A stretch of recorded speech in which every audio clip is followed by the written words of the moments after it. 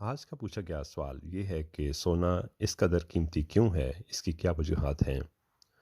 तो इसकी तारीख अगर हम देखें तो आज से 40,000 साल पहले गारों में रहने वाले इंसान भी सोने को संभाल कर रखते थे।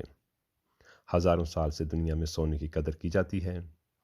इस चमकीली सुनहरी धात की खातर कितना खून बहा, लड़ाइयाँ हुई, शहर लुटे, मुल्क उजड़े, इसका कोई हिसाब नहीं।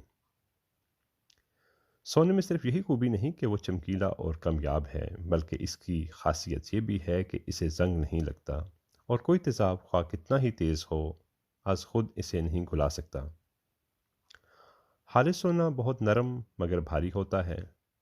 आम इमारती ईंट अमूमन 3-4 किलोग्राम की होती है, लेकिन अगर यही ईंट खालिश सोने की हो तो 20-22 किलोग्राम से कम की ना होगी। सोने के बड़े मसरफ दो ही हैं, यानी जेवरात साजी या जमा करके रखना। इसके अलावा कुछ सोना मुख्तलिफ़ चीज़ों पर मलम्मा चढ़ाने, शीशे और चीनी के ज़रूफ पर नक्श निगारी, दंदान साजी, गोटा कनारी और सजावट में काम आता है। इन कामों में अमूमन सोने के वर्क और तार इस्तेमाल होते हैं। एक तोला सोना से 40 मुरबा फिट चौड़ा वर्क बन सकता है। सोने के खालिसपन के तयन की इकाई कैरात है। खालिश सोने को 24 कैरात का कहते हैं। ज़ेवरात अमूमन 18 से 22 कैरात के होते हैं, यानी इनमें 18 से 22 हिस्से सोना और बाकी हिस्से दूसरी धातें मसलन चांदी, तांबा, क्रोमियम वगैरह शामिल होती हैं, जो इसमें सख्ती का बायस बनती है। आजकल सबसे ज़्यादा सोना जनूबी अफ्रीका में निकलता है। इसके बाद रूस, अमरीका, ऑस्ट्रेलिया, घाना, हिंदुस्तान और पाकिस्तान वगैरह का नंबर आता है।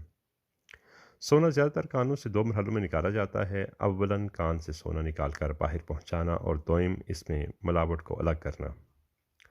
खालिश सोना खालिश हालत में भी मिल जाता है, मगर बिलअमूम चांदी और तांबे के साथ मरकब धात में मिलता है। आज से कुछ अर्सा पहले सोना साफ करने के लिए जिस कीमियाई अमल से काम लिया जाता था, इसमें पारे को मरकज़ी हैसियत हासिल थी, मगर ये तरीका महंगा था। आजकल पारे की जगह पोटाशियम साइनाइड से काम लिया जाता है।